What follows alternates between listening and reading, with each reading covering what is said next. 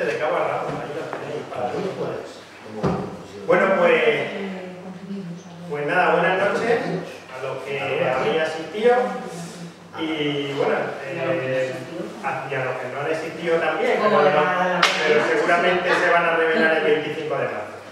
El caso es que estamos aquí para hacer este acto de campaña, para cerrar los actos de campaña que ha llevado a cabo Izquierda Unida. Sí que os digo que hace 4 años no se hacían, Izquierda Unida no hacía ni actos de campaña, ni repartía panfletos, ni hacía ningún tipo de campaña. Y 4 años después estamos aquí, estamos sacando la cabeza y estamos haciendo colectivos en muchos sitios y estamos avanzando. Y eso desde luego que hay que tenerlo en cuenta.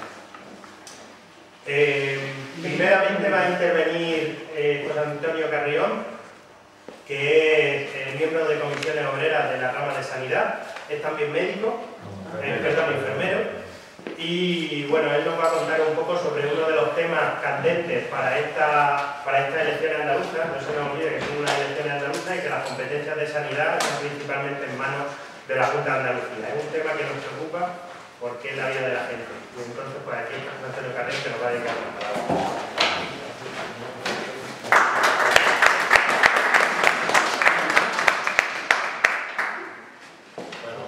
Buenas noches y gracias por vuestra asistencia. Vamos a ver, uno de los pilares básicos del estado de bienestar, dentro de los pilares que tenemos, es la sanidad. Nosotros, a la hora de hacer el programa, hemos intentado concretarlo no solo con la gente de Izquierda Unida, sino con asociaciones, con gente de otras asociaciones diferentes a lo que es el propio Izquierda Unida. La importancia del estado de bienestar. Nosotros apostamos siempre porque cuando hablamos de salud queremos hablar de algo que no es un mercado, que no es algo que se es un derecho que tenemos y no lo vemos desde el punto de vista económico. Se tiene que ver siempre como un derecho. Y además el derecho más equitativo de lo que se pueden tener, que sea una sanidad pública de calidad y gratuita. Quiere decir, ¿quién padece más la salud en la sociedad? Pues la salud, hasta hace poco, cuando hablábamos de salud, decíamos que faltaba la salud cuando uno estaba enfermo por un agente que te producía por la gripe o cualquier situación. Pero no, ahora, actualmente, hemos visto que también la crisis, el no tener una vivienda, el no tener trabajo, la preocupación que tiene la gente por llegar a fin de mes, todo eso llega un momento que puede llegar a producir un estado de salud o una disminución en ese estado de salud. Entonces, ¿qué decimos? Que la gente que tiene más con los impuestos, pues que pague la salud, que es lo más equitativo que habría. Todos tener derecho a esa salud. ¿Por qué? Porque la gente, incluso la que tiene más, se enferma menos. No tiene problemas de economía, no tiene problemas de vivienda, no tiene unos problemas que le envuelven. ¿A dónde nos quieren llevar? Nosotros partimos de, ahora mismo, cómo está compuesta la salud o cómo está distribuida la salud en Andalucía. Hay 2 tipos de sistemas. El sistema sanitario público, que sería el Servicio Andaluz de Salud, que serían lo que son los distritos, los ambulatorios y lo que es el Hospital de Torrecarne en la Inmaculada. Y luego hay otros modelos de gestión que son diferentes, que atiende con dinero público, pero la gestión es privada, como la empresa pública de Poniente o de todo. Eso significa que el dinero de todos, la atención es universal también, llega a todos, pero la gestión que se hace es privada y la hacían para dar más calidad, cosa que no han conseguido. Resulta que para 1.400 trabajadores que puede tener esa empresa hay 120 cargos intermedios, gente que cobra más de 60.000 euros. O sea, sería otra fuente de financiación el que se disminuyera tanto cargo intermedio, tanto jefes trabajando dentro de lo que es la administración sanitaria. Entonces, ¿dónde nos llevan estos? Con la reforma laboral han puesto un apartado que dice que las empresas públicas se pueden vender. De hecho, en Castilla-La Mancha ya hay 4 empresas públicas que ya se han vendido. Eso significa, ¿qué es lo que significaría, por ejemplo, para la sanidad en Andalucía si vendieran a empresas públicas? Se sigue atendiendo a la gente, pero hay una diferencia. Cuando uno va al médico, imaginaros una fractura de cadera. Uno va, como actualmente estamos yendo, y le dicen, bueno, ¿usted tiene compañía o no tiene compañía? ¿Usted está pagando un seguro privado o no? Como no está pagando un seguro privado, se va usted a una lista de espera, que puede pasar 2, 3 meses, 4. ¿Qué pasaría si tiene seguro privado? Cuando va al hospital privado, pues que al día siguiente con 2 o 3 días estaría solucionado el problema. Es que lo digo porque como nos están vendiendo, además nos vende el Partido Popular, que se va a atender a todo el mundo, que efectivamente se va a atender, pero puede haber dos tipos de sistemas de beneficencia, que es el que nos quieren llevar a todos, porque no todo el mundo, si no tiene dinero, no puede pagar un seguro privado. O sea, podríamos llegar a terminar que eso sería así. Y luego la gente que se paga su seguro, pues tendría más facilidad. Todo esto hablan de la crisis y nos dicen pues bueno, que la crisis hay que pagarla. Y en vez de pagarla con los fraudes, persiguiendo los fraudes fiscales, ¿qué es lo que están haciendo? Pues atacando a las partes más desprotegidas, o con los salarios de la gente, o privatizando servicios como en la enseñanza, como en la sanidad, la ayuda a la dependencia, que por cierto ya donde está gobernando el PP prácticamente pues apenas hay ayuda a la dependencia. De hecho es que Rajoy la ha suspendido durante 2 años todo lo que es la ayuda de la dependencia a las personas mayores. Luego, ¿qué están haciendo también fuera de aquí? Que por eso decimos que la comunidad autónoma, todas las comunidades autónomas tienen intervención sobre la sanidad. Fuera de aquí ya se están planteando, de hecho en Cataluña ya está, el copago. El copago es que por ir al médico tenemos que pagar una cantidad. En Portugal se lleva ya haciendo como 1 año y no ha aumentado la calidad. Solamente, ¿qué es lo que pasa? Porque la gente, si está cobrando 400 euros, que tengáis que ir al médico y te dejar 50 euros encima. Pues yo no sé cómo nos van a atender, o sea, cómo la gente va a tener un poder adquisitivo para ir a la consulta y les sigan cobrando. Luego están disminuyendo el personal. Cuando hablan de funcionarios, yo particularmente soy uno de esos funcionarios, ¿no? Pues primero nos han demonizado, que si no hacemos nada, que si, bueno, tenemos una campaña por detrás, que si eso, que estamos todo el día, que nos hacemos funcionarios y nos echamos. Pero funcionario no es ese señor que está detrás del mostrador y que lleva una corbata, un traje y con un aspecto de moralidad, ¿no? que no te atiende. Funcionario es el médico, el senador, el enfermero, el auxiliar administrativo. Entonces, si empiezan a disminuir funcionarios, resulta que, por otro lado, empiezan a vender centros, la calidad lo que irá haciendo es disminuyendo. Luego, ¿eso qué podríamos llevar? Pues un aumento de lista de espera. ¿Nosotros qué proponemos para todo eso? Pues proponemos, bueno, y en la actualidad también, porque se me olvidó un aspecto, en la actualidad hay muchos servicios que están concertados con clínicas privadas, como son los sanatorios privados para la Virgen del Mar y el Mediterráneo, o servicios de rayos, servicios de mantenimiento, servicios de limpieza, servicios de hostelería. Nosotros lo que proponemos es que todos esos servicios se vayan integrando en el servicio andaluz de salud.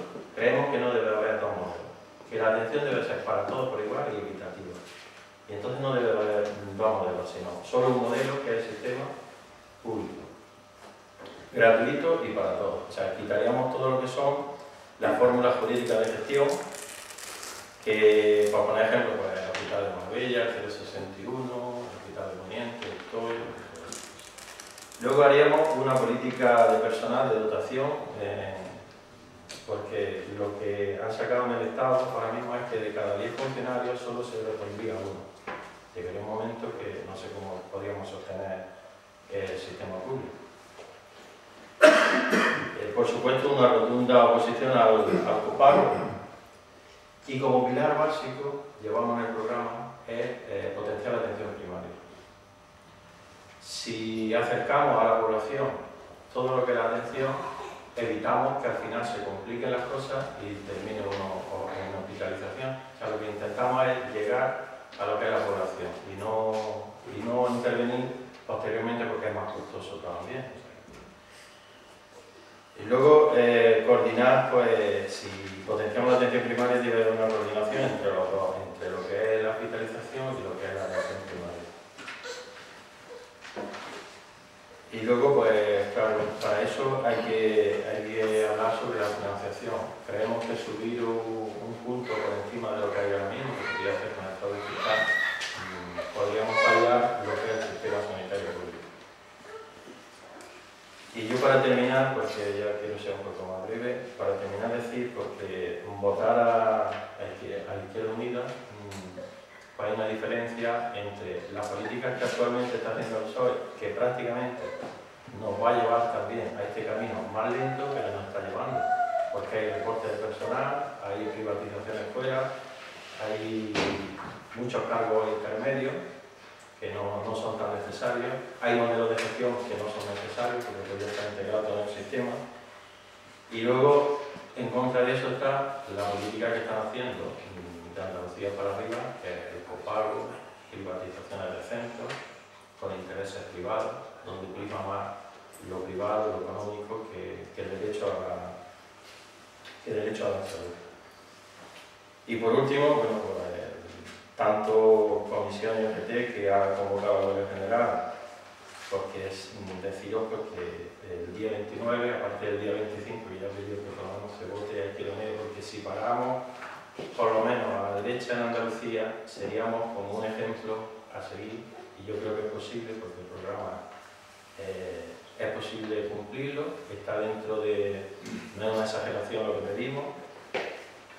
Lo hemos hecho con el afán de que si tenemos que gobernar podamos hacerlo, y aparte de pedir el voto para el día 25 para el Partido Popular, yo creo que otro día importante también para parar la política a donde no ha llevado la reforma laboral sería participar en la huelga general que va a haber el día 29, que yo creo que no va a ser la última, porque tal y como está el panorama en Grecia, en Portugal, llevan una, otra, y yo creo que va a ser el inicio de mucha huelga y de mucha movilización. No creo que con esta podamos parar el gobierno, hagamos como hicimos con el Partido Popular en la época de Aznar, que lo echó para atrás. Yo creo que aquí va a ser más complicado. Los mercados alemanes y franceses le exigen que nos fastidien al máximo, y si no cambiamos el modelo económico, pues, va a ser muy difícil poder subsistir, y la pobreza pues cada vez se instalará más en nuestra familia y tendremos más dificultad para llegar a fin de mes. Bueno, pues gracias a todos.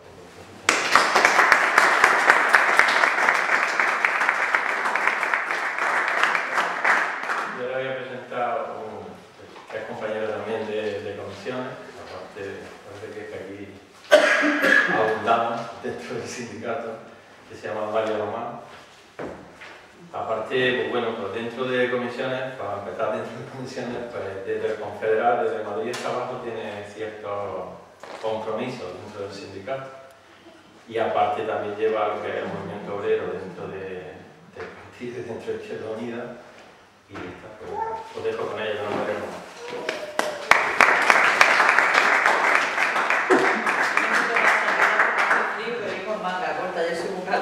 Pero aquí casi que imposible. Bueno, daros las gracias por habernos invitado hoy aquí a este acto en Níjar. Muchos de vosotros y de vosotras me conocéis, porque además de lo que ha dicho mi compañero, que soy de la Comisión Obrera, soy trabajadora de aquí de esta zona. Soy la que os atiende en muchas ocasiones en el Centro de Salud de San Isidro. Yo voy a explicar un poco la reforma del mercado laboral, que seguramente que ya la conoceréis, pero voy a destacar unos aspectos que yo creo que son importantes que los conozcamos, y sobre todo que los conozcamos y que los hagamos trasladar a las personas que hoy por diversas circunstancias no están aquí. Es decir, debemos de calar en todos los trabajadores y las trabajadoras y toda la ciudadanía qué significa la reforma laboral para nosotros, qué significa que se han cargado pura y claramente lo que han luchado muchísimos trabajadores y trabajadoras antes que nosotros, que algunos han dejado la vida, significa que ha llegado el gobierno, y en menos de 100 días el gobierno del PP, de Mariano Rajoy, y se ha cargado la conquista y el estado del bienestar de todos. Eso hay que trasladárselo a todo el mundo. Yo creo que hay una percepción todavía, es la sensación que además tenemos mucho, de como que no llega a la gente la aberración que van a hacer con nosotros. Mirad, por dar algunas pinceladas, el despido, como sabéis, hay una modalidad de contratación que ya en la anterior reforma que se planteó por el gobierno del PSOE, porque no olvidemos que esta es una de las reformas más agresivas que hemos sufrido la clase trabajadora. Pero en el año 88, cuando la primera reforma del mercado laboral que hizo Felipe González, esa también, que al final se retiró, era una reforma muy agresiva. Pero esta también es una continuidad de la última que hizo Zapatero. Había un modelo de contrato, como os decía, que tenía una indemnización de 33 días. Bueno, pues eso parece que al gobierno de la derecha y a los empresarios, porque esto ha sido todo gestado por la patronal, por la patronal y el capital, que es donde está la derecha fundamentalmente, y el PP, como le parecía que era muy abundante la cantidad de 33 días, la bajan a 20 días. Con lo que significa esto de los 20 días, que las empresas solamente van a tener que indemnizar 12 días a los trabajadores, porque el resto de los días va a depender del Fondo de Garantía Salarial. Es decir, imaginaros lo fácil que van a tener los empresarios poder despedirnos cuando quieran. Hay una desregularización de la jornada laboral, es decir, ahora vamos a tener total, absoluta disponibilidad para el empresario. Cuando quiera me van a modificar la jornada, cuando quiera me van a modificar mi salario, porque voy a presentar unos planes económicos donde la empresa va a ir muy mal en un periodo de 3 meses, y todos aquí sabemos, sobre todo la gente que tiene experiencia en la participación de comités de empresa como delegados de personal, de que las empresas camuflan los números muy rápidamente. Pues bueno, se camuflan los números, hay problemas no hay, ellos plantean que hay problemas técnicos, objetivos económicos, y nos pueden bajar nuestro salario, nos pueden modificar nuestra jornada laboral como quieran y se les antoja. Y además con el agravante de que no tienen que comunicarse a los representantes sindicales. Es decir, esto además atenta contra un pilar fundamental del estado del bienestar, y es que se están cargando a los sindicatos. Y ese es el arma que tenemos los trabajadores. Ahora mismo un arma fundamental que tenemos los trabajadores para defender nuestros derechos y que nos garanticen los mínimos que tenemos, porque tampoco los convenios en Almería son con unos grandes salarios, En Almería la gran mayoría de los convenios están por debajo de la media de Andalucía. En algunos sectores en Almería son los salarios más bajos de toda Andalucía, como es en el sector de la hostelería, el convenio más bajo de toda Andalucía, y como en el sector del comercio textil, de las tiendas de ropa. Son los convenios más bajos de toda Andalucía. Es decir, bueno, pues si esto no era poco, ahora se carga la ultraactividad de los convenios. ¿Qué quiere decir esto? Nosotros tenemos un grave problema. Cuando me refiero a nosotros, me refiero al sindicato con el tema de la negociación colectiva. Hay convenios, creo que estaba en torno de unos 40 y tantos convenios en toda la provincia sin firmar, que llevan más de 2 años sin firmar. ¿Esto qué significa? Que los trabajadores no han tenido ningún incremento económico, pero no se les ha modificado sus condiciones laborales. Es un agravante importante, porque aquí nos siguen subiendo los impuestos, nos siguen subiendo las hipotecas, nos siguen subiendo la comida, todo nos sigue subiendo, la luz, el agua, y el salario no. Pero por lo menos el convenio se queda como está. Ahora, con la nueva reforma, si en esos 2 años no se ha firmado, el convenio se elimina de un plumazo.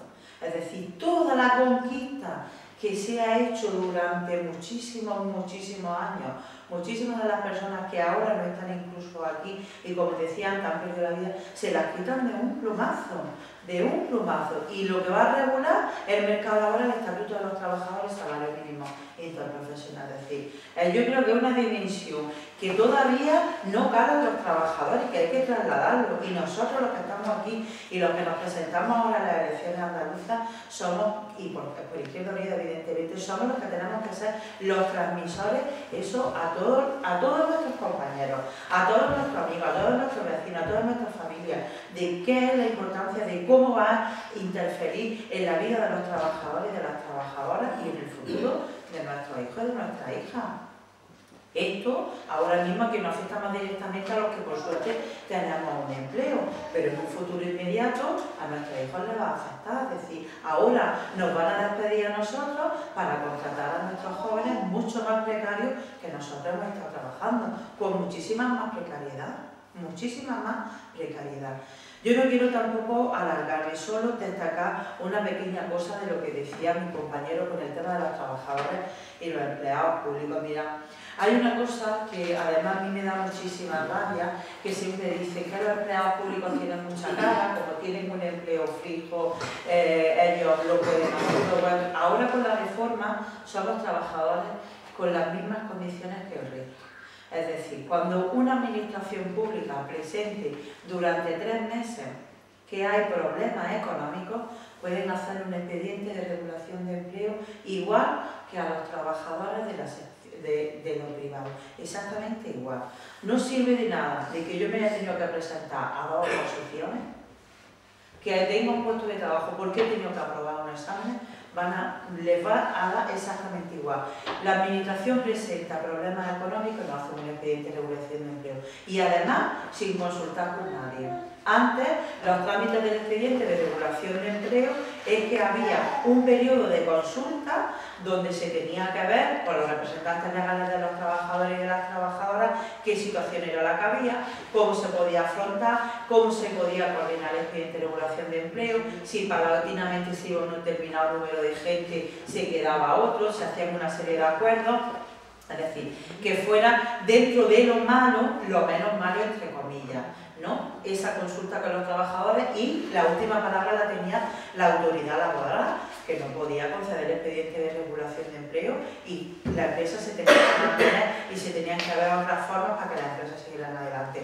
Pues ahora, con la reforma laboral, no hace falta. Una empresa considera que hay problemas técnicos, objetivos y económicos, plantea un expediente de regulación de empleo, tanto al empleado público, me refiero al ayuntamiento, Junta de Andalucía, consejería, donde sea, como en la empresa privada. Es decir, una situación muy lamentable y que yo creo que, como decía al principio, hay que trasladarle a todas las personas que tengamos a nuestro alrededor, a las cercanas y a las más lejanas.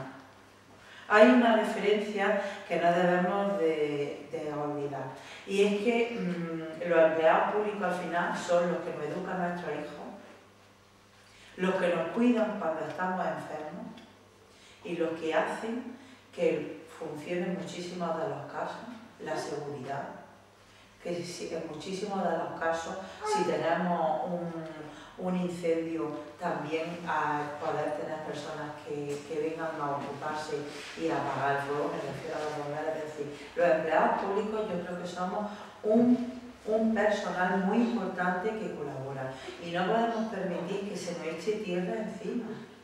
Es cierto que en muchísimas ocasiones, no lo vamos a negar, hay gente que atiende mucha cara, pero eso no es la gran mayoría de la gente que trabajamos en el sector público. Vamos, yo me voy 25 minutos a desayunar y luego no levanto el culo del asiento. Porque es que hay una demanda, un trabajo impresionante. El martes pasado estábamos en el Hospital Torre Cárdenas visitando a todos los trabajadores. Bueno, pues no podéis imaginar la aglomeración que hay en el hospital. Los trabajadores no paraban. ¿Dónde está eso que nos tiramos 2 horas desayunando, que no trabajamos? Que me lo demuestren, que me lo demuestren. ¿Dónde está? ¿Dónde está esas horas de personal? Aquí no lo van a contar, que no nos sustituyen ni cuando nos vamos de vacaciones. Pues esas cosas yo creo que son las que tenemos que trasladar, porque si los servicios se deterioran, al final va en detrimento de todo el mundo. Si se deteriora el servicio de la educación, se privatiza, muchísimos de nosotros no podremos llevar a nuestros hijos a colegios privados. Yo que me matriculé en la universidad, me cuesta la matrícula 3.000 euros. ¿Os podéis imaginar? Hay que pedir un préstamo para pagar la matrícula. En muchísimos casos no puedes matricularte. Pues ahora los señores de la derecha quieren privatizar la universidad. El señor Arena diciendo unos días no, el mismo día creo, por la tarde, que iba a aumentar las becas para estudiar idiomas, y el señor Rajoy diciendo por la mañana que la iba a quitar. Es decir, hay una contradicción permanente con este gobierno de derecha. Hay un ataque directo contra los trabajadores y hay un ataque directo contra el estado del bienestar, que es penoso y lamentable que muchísimos de los que ya no están aquí hoy, muchísimos de nuestros familiares, de nuestros abuelos, de nuestros tíos lucharon para que tengamos lo que tengamos, que tampoco es que tengamos una cosa como para tirar cohetes, pero por lo menos tenemos unas condiciones que estábamos trabajando con unas condiciones que nos regulaban. Pues esta gente se lo ha cargado todo, de un plumazo se lo ha cargado. Entonces yo creo que tenemos que hacer el día 25 una cita importante. Tenemos que hacer de altavoces nosotros pidiéndole a todo el mundo que hay que votar Izquierda Unida, que somos los que componemos la candidatura, los trabajadores que nos afectan todos estos problemas, la reforma laboral, los que componemos la candidatura, y que Izquierda Unida siempre está al lado de los trabajadores. Eso hay que decírselo bien claro a la gente. Ese mensaje lo tiene que recibir todo el mundo, que somos los trabajadores de Izquierda Unida y que estamos con los trabajadores en Izquierda Unida. Y otra cita muy importante, el día 29 de marzo. 29 de marzo hay que parar la comarca. Aquí hay que parar la comarca, que hay muchísima gente trabajando en esta zona y aquí tenemos todo el mundo que participar y colaborar. Nos tienen que escuchar en Madrid que no estamos de acuerdo con la reforma del mercado laboral y que vamos a ir todos a la huelga y que vamos a parar la reforma del mercado laboral como lo hicimos con Felipe González y como lo hicimos con Arnaz cuando se planteó. Muchas gracias por vuestra asistencia y salud adelante y a la lucha.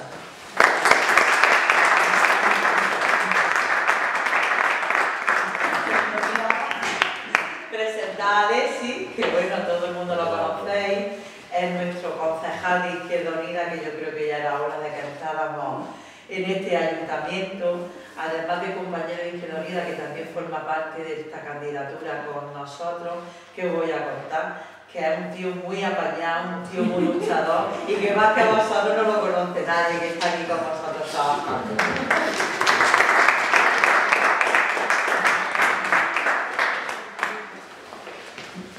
Bueno, pues buenas noches y un saludo otra vez, un saludo a todos y todas, ¿vale?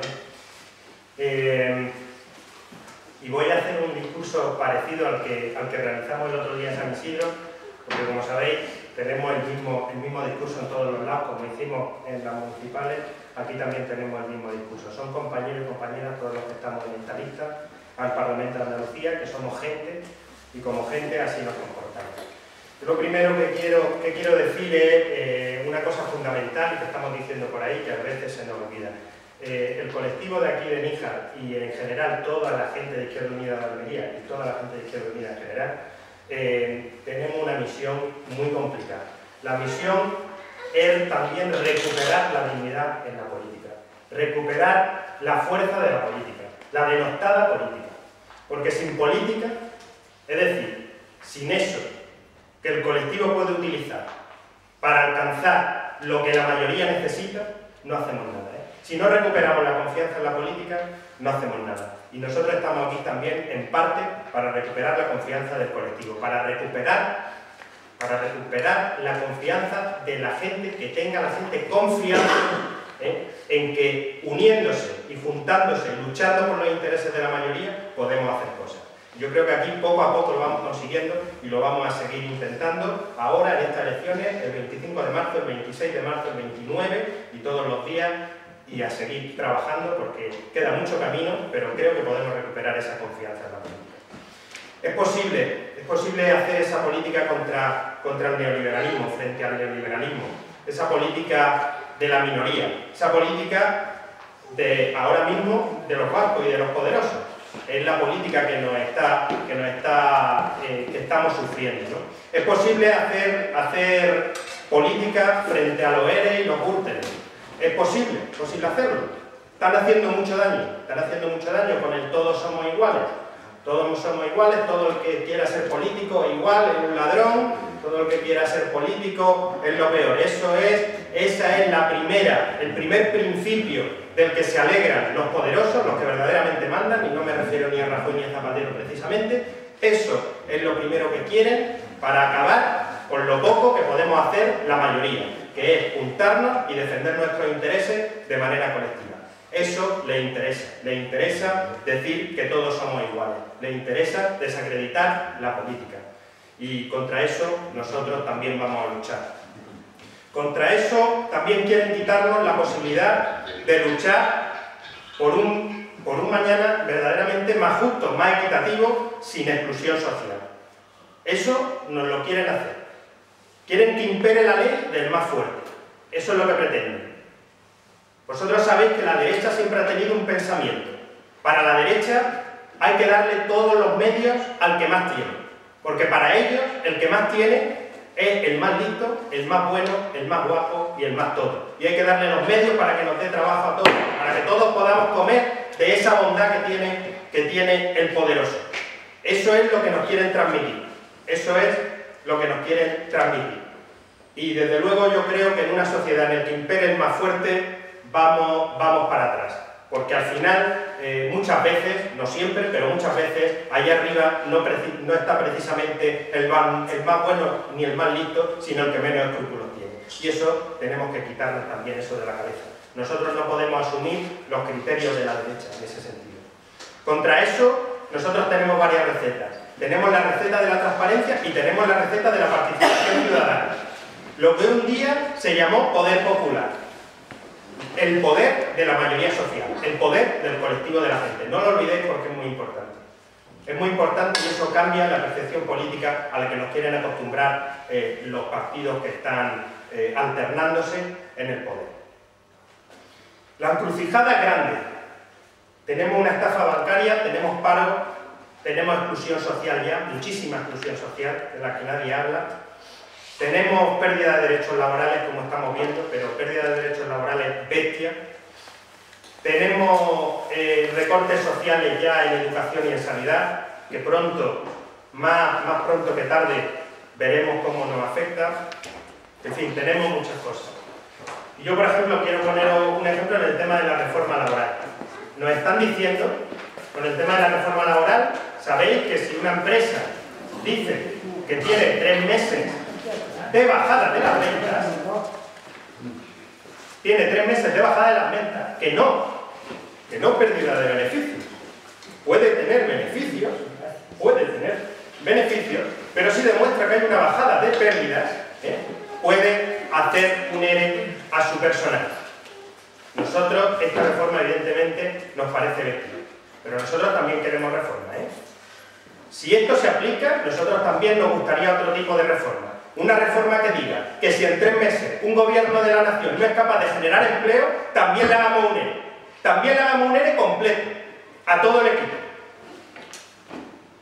Si no es capaz de generar empleo y si no es capaz de levantar este país, también habría que hacerle un ERE a esos gobernantes que nos están haciendo.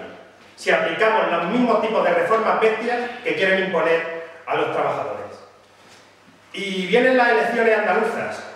Y en las elecciones andaluzas, evidentemente, también hay unas cosas que son concretas y que la Junta tiene las competencias.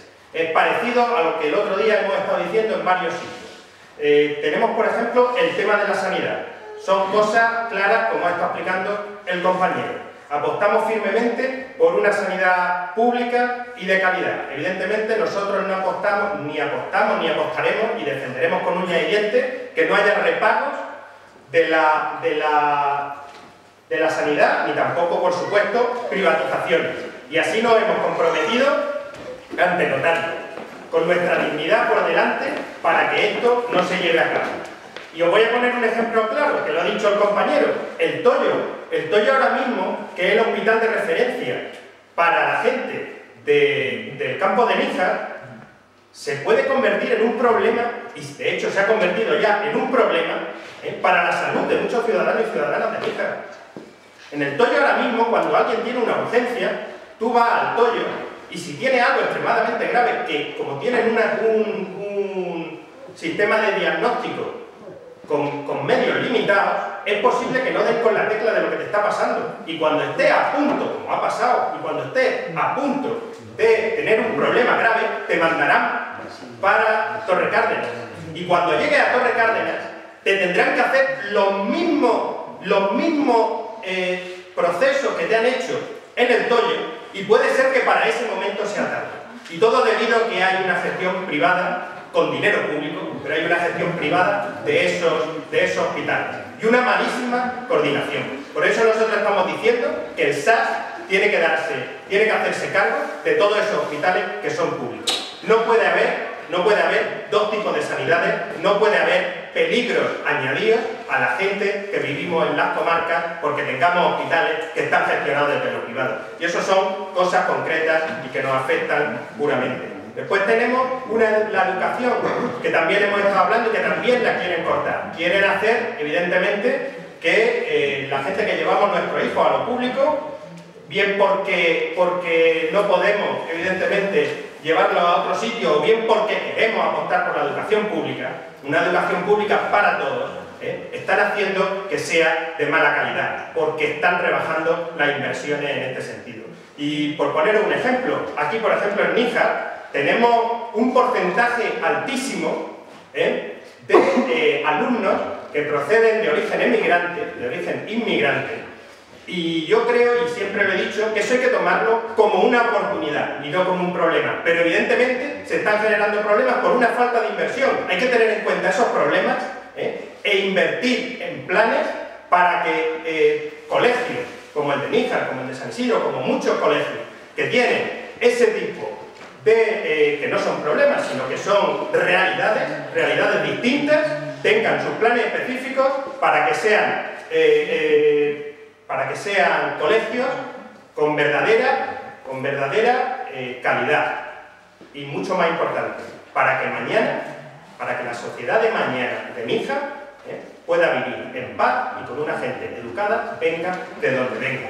Y eso hay que hacerlo, con inversión pública. Pero también se juega en estas elecciones, también se juega lo referente a cultura en la Junta de Andalucía. Y por poneros un ejemplo, nosotros estamos apostando claramente por el patrimonio, por la recuperación del patrimonio histórico y cultural. Es posible un plan de recuperación, por ejemplo, del casco histórico de la Villa de Níjar.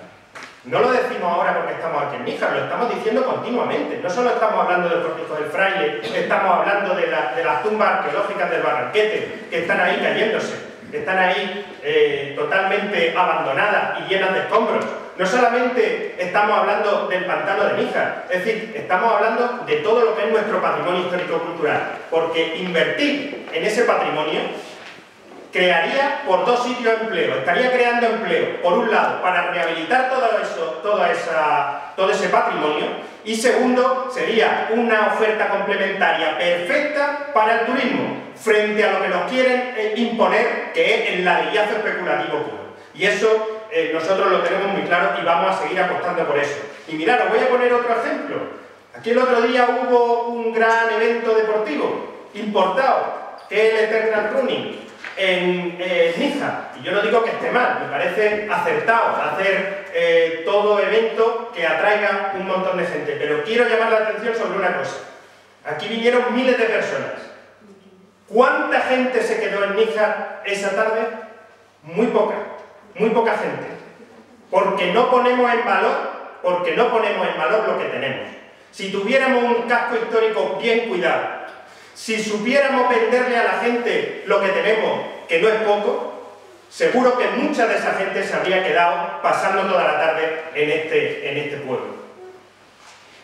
Y no hay nada más que ver las fotos que tenemos recogidas y lo que estamos denunciando. No hay nada más que ver que te metes hacia el casco y ves fuentes que están con los mármoles rotos. No hay que irse un poquito más para adelante y ver unos lavaderos al final de la calle San Antón absolutamente llenos de escombros.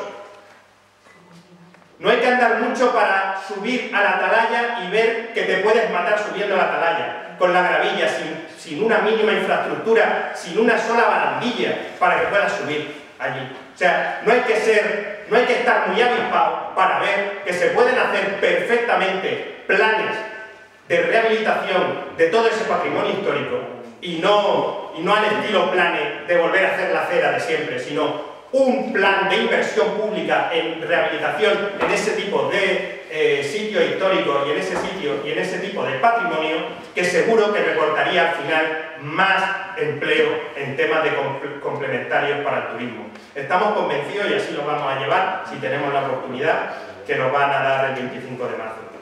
Pero también compañeros y compañeras, también se juegan el próximo 25 de marzo temas de medio ambiente. También hay una Consejería de Medio Ambiente y también hay muchas cosas que hacer así. Y no nos vamos a olvidar de ello, porque, mirad, aquí en este municipio tenemos, y seguimos teniendo, y por eso no vamos a dejar de decirlo, tenemos un serio problema con las aguas residuales. Estamos hartos ya de criticar el tema de la Rambla Artal, pero es que sigue ahí, siguen los humedales, sigue el agua y sigue la porquería campando a sus anchas por ese sitio, contaminando, creando infecciones y poniendo en absoluto riesgo a las personas en la sanidad pública. Y hay soluciones para eso, porque de hecho hay un proyecto que está pendiente de licitación en este caso. Y si nosotros estamos ahí, si tenemos más fuerza, que la vamos a tener, vamos a seguir reivindicando, pero con fuerza que se licite ese proyecto, porque es de absoluta urgencia arreglar ese colector y poner la estación depuradora que le hace falta a este municipio. Una estación depuradora que estaba preparada para 8.000 personas y que hoy vierten sus aguas residuales, no a la estación, porque ni siquiera llega, sino a la Rambla y a lo que llega en la estación, 17.000 personas. O sea, absolutamente por debajo de lo que tendría que estar. Y está el proyecto y lo vamos a reivindicar, que se lleve y se ejecute. Pero también, cuando hablamos de medio ambiente, podemos estar hablando de residuos, que aquí tenemos un problema de residuos, tanto los que vienen del campo como los que se generan residuos sólidos urbanos. Nosotros pensamos realmente que con inversión pública en la gestión de residuos sólidos urbanos podemos crear empleo, porque es un nicho de empleo clarísimo. No sé por qué no le interesa. No sé por qué no interesa a los poderes económicos hacer eso, pero sabemos que es un nicho de empleo importante que estamos desperdiciando. Y encima estamos destrozando nuestro medio ambiente porque no estamos tomando las medidas que tenemos que tomar en este sentido. Por tanto, inversión pública para la gestión de residuos, todo tipo de residuos, porque va a generar empleo y va a mejorar el medio ambiente. Y se lo decíamos a los agricultores, y se lo decimos a los agricultores, podemos mejorar la gestión de residuos y que les cueste menos. Hace falta inversión pública y ganas. Hace falta inversión pública y ganas para mejorar esa gestión de los residuos. Ahora mismo, pues la historia de siempre. Ahora mismo hay una empresa que se llama Albaida, que proviene de fondos públicos que un día Europa puso encima de la mesa.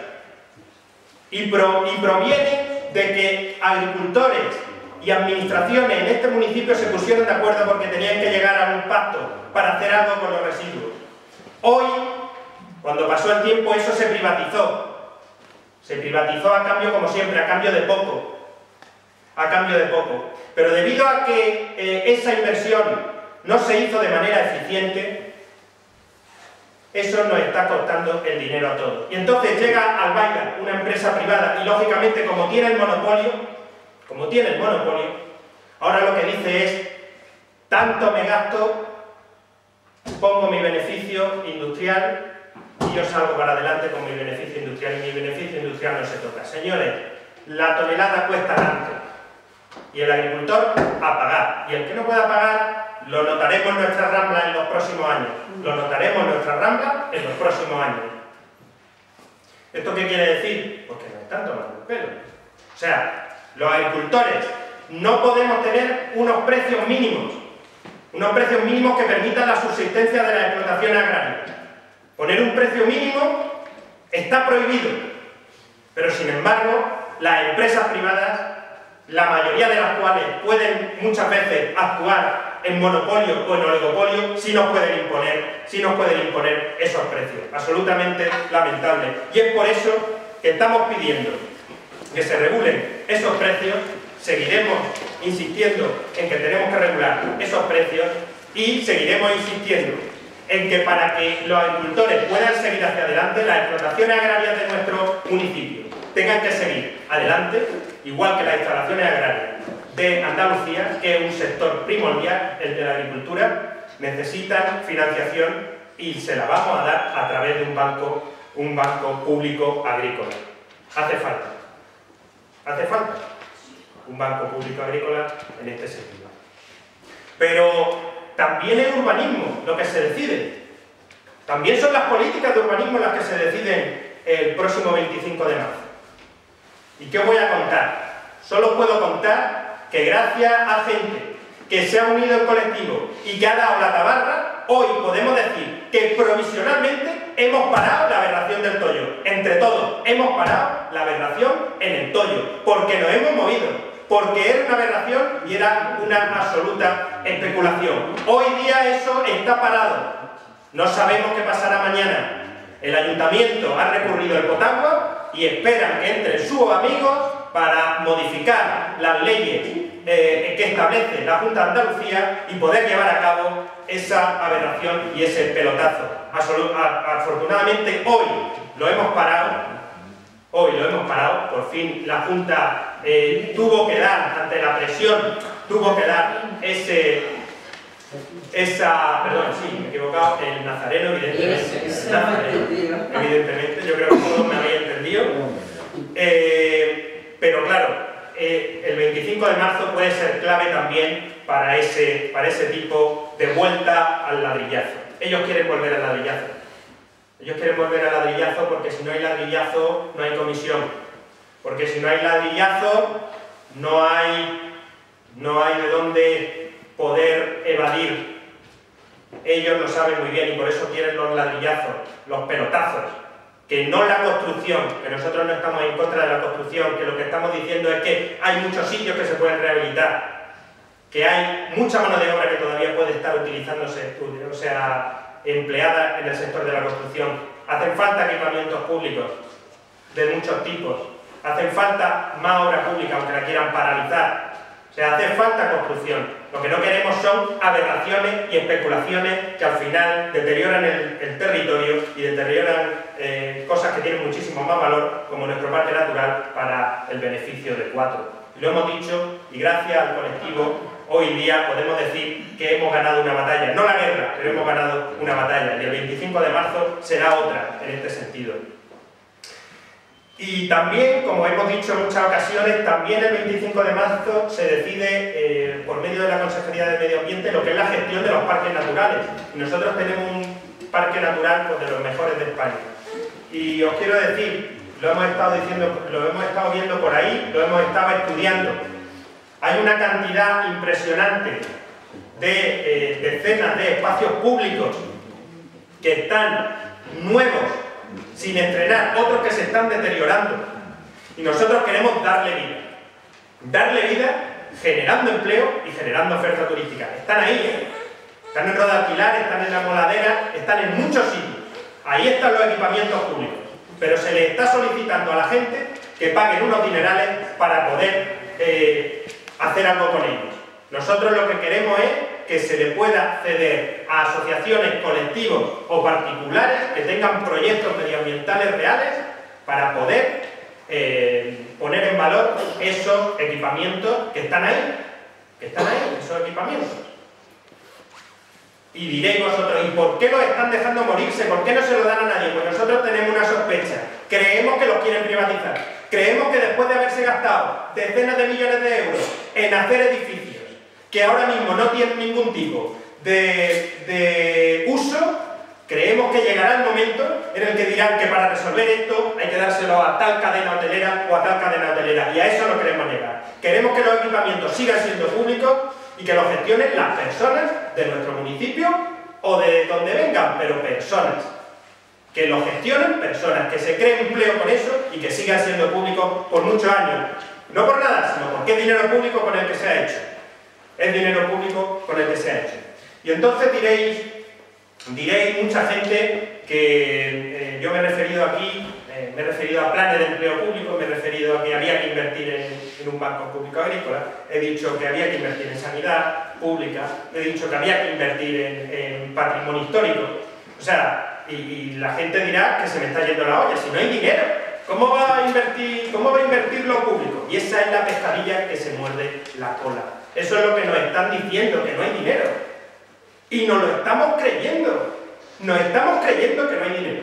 Pero sin embargo, 1 millón de millones de euros al 1%, el Banco Central Europeo le ha dado en los últimos meses a los bancos, a algunos bancos, al 1%. Entonces, se nos está diciendo que no hay dinero, pero el dinero está ahí. Las clases más pudientes cada vez incrementan su diferencial con las clases más bajas. Y el dinero se está imprimiendo en Europa, y está recayendo precisamente en los que más tienen. Y ese es un problema fundamental. Y diréis vosotros, ¿y esto cómo es? Es que cuando a alguien normal se le cuenta que al Ayuntamiento de Níjar le está costando refinanciar su deuda para tener liquidez al 9%, o que a un agricultor le cuesta al 5%, o que a un autónomo va y ni siquiera le dan un crédito, ya no es que se lo den al 5 o al 6, sino que ni siquiera le dan un crédito, ¿cómo es posible que 1 millón de millones se vaya al 1% a los bancos? ¿Cómo es posible? Pues lo voy a contar porque es posible. Hace muchos años ya luchamos, mucha de la gente que está aquí, contra una cosa que se llamaba el Tratado de Maastricht.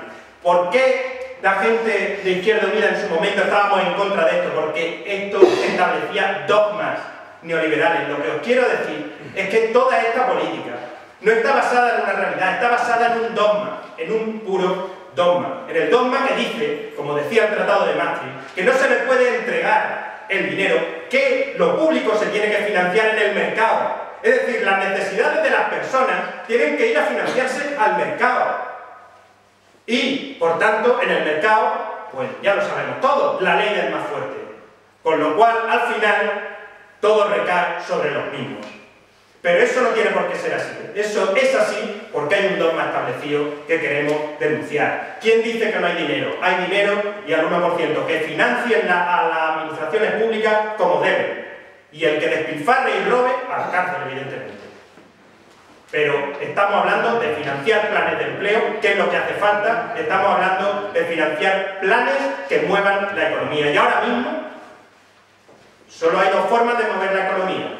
Es inversión pública para generar empleo en muchos campos que hace falta y liquidez para los pequeños autónomos y pequeños empresarios. Esa es la única manera que hay ahora mismo de salir. Sí, todos lo sabemos.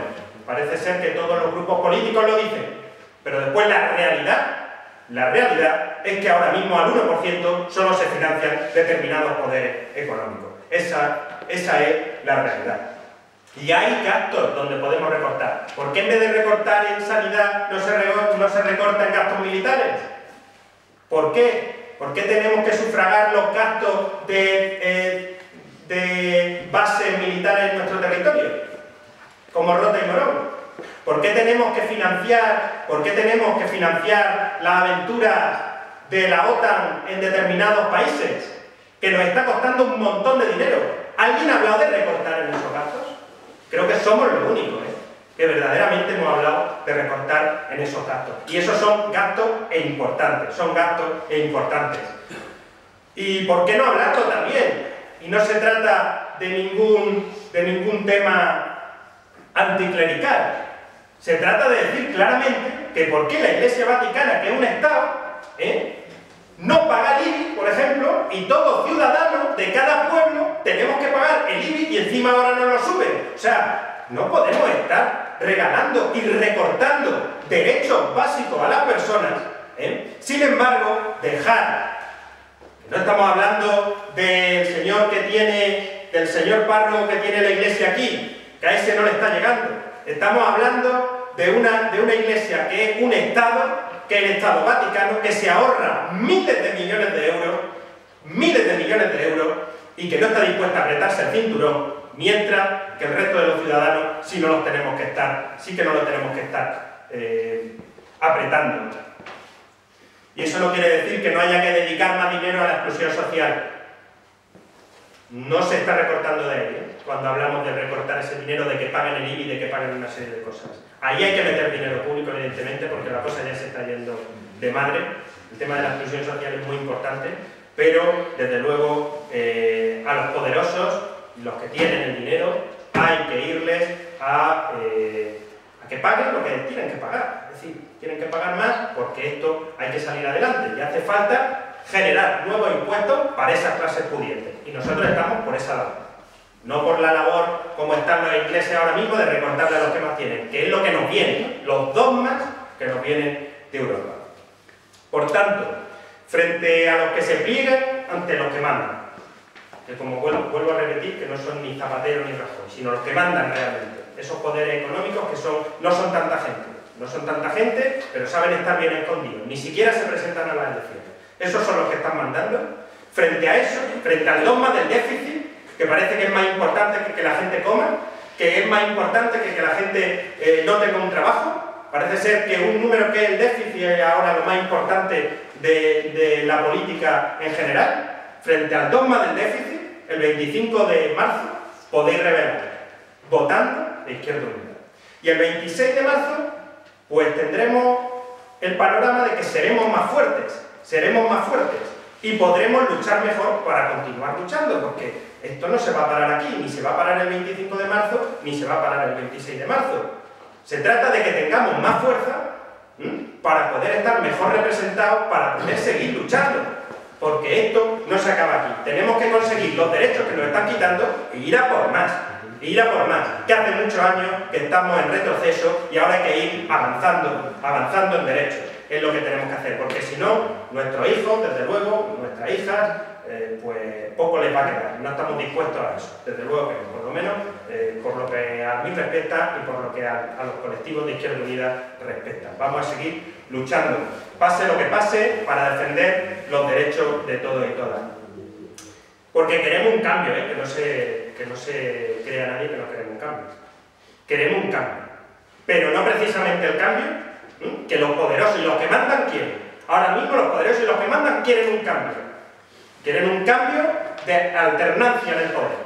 Quieren que se salga el Partido Socialista, que ha estado haciendo hasta donde ha podido, ha seguido su designio, ha seguido lo que querían esos poderes a cierto punto, sea como sea, pero ha estado haciendo esas políticas y ahora ha llegado el Partido Popular para hacer el trabajo final, para hacer el trabajo bestia.